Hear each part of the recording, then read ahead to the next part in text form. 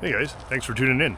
You know, there's a lot of talk on this channel and a lot of others about restoring cars and automobile restoration and the like, and I think if we're going to talk about auto restoration, we should actually define what it is and what it definitely is not. There are a lot of vehicles out there that are described as restored, which are like obviously not even close. My understanding of the term restoration and restored is that you're taking the vehicle or whatever it is back to its absolutely original, pristine, as left the factory condition. That means that every single component of the vehicle has been returned to perfect original condition with no modifications and no signs of any use whatsoever. So that means that every bolt is still plated. You know, it's essentially a 0-mile car, and technically it can't really be better than new either, because that's not authentic. So a true restoration is very rare. So that's what I wanted to start by saying, is that very few cars are actually restored to original condition, like infinitesimally small numbers. Most cars are, well, they're something else. So what else would they be if they're not restored? Holy cow. Frankers is chasing the birds today. What are you doing? Did you get them? No? That's good. Those are nice birds. Leave them alone. For the purpose of illustration, we could start with one of my own cars here, which at first glance might seem to be a restored car, but it is in fact not an authentic restoration for a multitude of reasons. The vehicle is in stock condition at first glance and in its original colors and whatnot, but the upholstery pattern is not authentic, so right away this is not a restoration. There are some nicks in the grill and stuff. That is not in brand new condition. So there, it's obviously right away we can see this is not a restored car by the definition of the word restored, as in this is not what it looked like in the showroom. The paint is not the original enamel paint. It's a urethane clear coat. A little bit of wear on some of the die cast stuff. So, you know, not a restored car. This is an extensive renovation, I suppose you would say. It's definitely had some work done. Another Plymouth here, obviously not restored. You know, emblems, moldings, door handles. Any modifications to a car means it is not restored. That is, you know, we can call this whatever we want, but it is not a restoration. I think the working definition of restoration should be an absolutely accurate, you know, return to its original condition with no compromise. And this is not that. It was never meant to be that. And that's why people have said, oh, why do you not call it a restoration? Because it's not. A restoration is well beyond what we've done here. This is a pretty extensive renovation, I guess we could say, but not a restoration. Another word that seems to get tossed around a lot, certainly in the last 10 years, is survivor. With the advent of the Barrett-Jackson auction culture, this became a very popular term to describe, you know, basically cars that weren't restored. I think a little more precise definition of survivor is in order. For the purposes of what we're doing here, I think a survivor would be a car that has been bought, driven, enjoyed, taken care of, and retained its originality to a very large extent. This car is not a survivor. It is an unrestored car, and it is on the road, and I am using it, but to call this a survivor, I think, diminishes the term significantly, as this is not an original paint car. Even the darker green is not original. The car was originally this lighter green metallic. So while that is a roadworthy car, I would really hesitate to call it a survivor, because it has been so extensively, you know, mistreated over the years that the term just doesn't really make any sense if applied to that car. Ditto these. You know, here's a nice original car, original paint, what's left of it, but has that really survived? No. That's not a survivor. And if that was, even if that was on the road, I don't think so. Ditto here, extensively smashed, not a survivor. We've been doing this little series about talking about the car hobby in general, and it's a massive topic. We can't really discuss a lot of this stuff in any meaningful way without a definition of the words that we're using. And without prankers. Come on.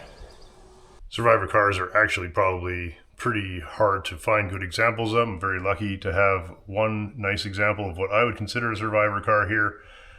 This is an original paint car in nice original roadworthy condition with no modifications.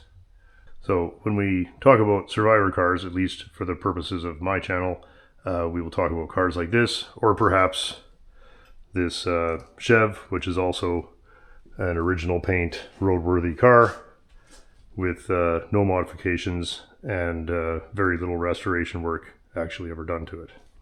We have cars like this, Bun's 73 Plymouth.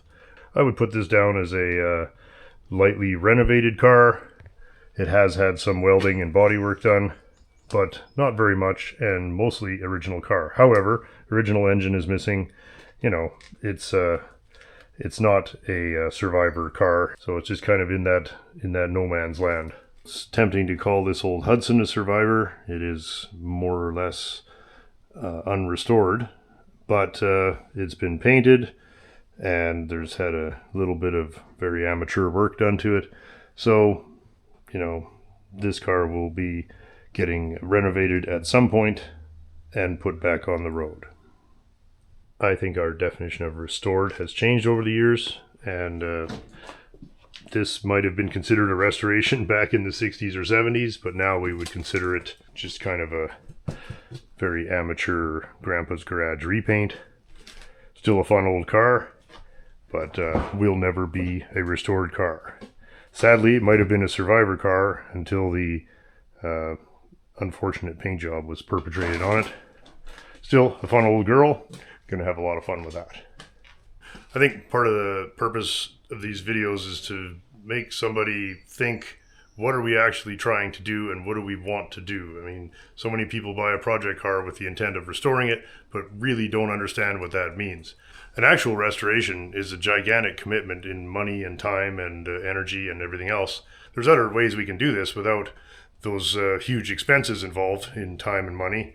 So that brings us to what I like to think of as like a 90-10 car, which is 90% of the fun and results with 10% of the work. Like this DS here. This was a very rusty car that I patched up with no intention of trying to make it a restoration. It was meant to be safe and watertight and roadworthy, and that's it. And it has a very quickie paint job on. I don't think I even did the jams. And this took what would have been a 10-year restoration, and I did it in 30 days. So obviously we're not talking about the very best one on the planet here, but are we having fun? Well, I'll tell you what, I bought this car for parts for the one I am restoring, and 10 years later, I'm still driving the parts car because the restoration never got finished. And that's a cautionary tale for y'all. If you think you want a restoration, but really you just want to go driving, then this 90-10, this is a way to do it. That means that all the rust repairs are tack and bash. Everything is, if there's a patch on it, it's just overlapped and hammered on there and filled over. And you know what? It looks fine. This is what probably would pass for a restoration for a lot of people, but I understand what it actually is. The seats, I redid them myself. They're not accurate, but they're not ripped up. The glass is decent, it's original, it's got a few chips, but I don't care. The engine's never been out, runs fine. The 90-10 car, I think, is a really good idea for most people. Yeah, something to consider there. If you don't have thousands of hours of spare time, but you still want to do it, just do it as fast as you can. And if you want to get better, you know, do another one. As with a lot of things, I think you'll do a lot better restoring 10 vehicles as quickly as you can than trying to make the very first one you ever do perfect, because it won't be. And by the time you get to the parts where you're almost finished, you'll look at the parts you did first and you'll want to redo them because it took so long. So that's something to remember. If you're into it, do as many as you can, as quick as you can, and you'll be better. Save your ultimate dream car project for after you've warmed up on a few beaters. You'll do better work, and the one you really want will take actually way less time.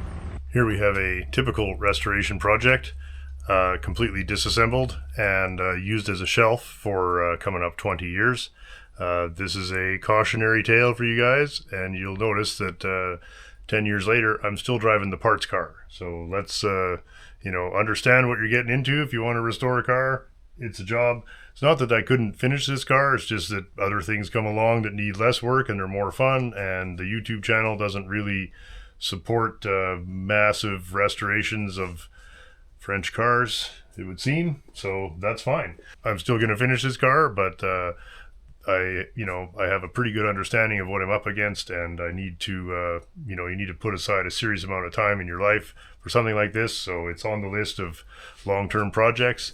Like putting some seat covers on and getting a quick paint job is not a restoration. Restorations mean that everybody is out of the pool. I've done a lot of the structural work on this car already, and there's a little bit more to go, but this will be a nice car one day. Just the number of hours is massive. Here's a lovely partially restored car. This was a beautiful original car with some major mechanical and body issues, so those have been addressed, and we're left with a very nice example of a car that almost nobody likes. No need to restore anything in here. It was all in beautiful original condition. Nice garage kept one owner car, but it had not survived unscathed. It had a lot of hail damage and some rust damage. Probably the smartest way to go about cars is to find a very nice original example needing some work that is not a complete basket case. And here we have the Renault 5. Which Frankers likes, because it's Français. Do you like it? Behind me, we have one like the little black R5, which was a combination of a very nice original car needing substantial mechanical and bodywork in this case. This is a Citroën SM. Very cool car, and it's got just a fantastic interior on it, and it runs well and everything, but stored outside poorly, so lots of rust to deal with in the bottoms of the doors and the quarter panels. Needing, all the mechanical mayhem that goes with having Citroens. What attracted me to this car was that it needed only things that I could do. Like it needed paint and body, and it needs, mechanical work, but nothing too heavy, nothing too expensive. But it doesn't need a new interior. The interior is beautiful. It doesn't need a new windshield. Those would be very expensive. So here's a car that had my name on it. I actually went to some effort to acquire this car, and no regrets. Had it 10 years, obviously is taking a little time, but I will be 100% confident that I've made the right decision on this car.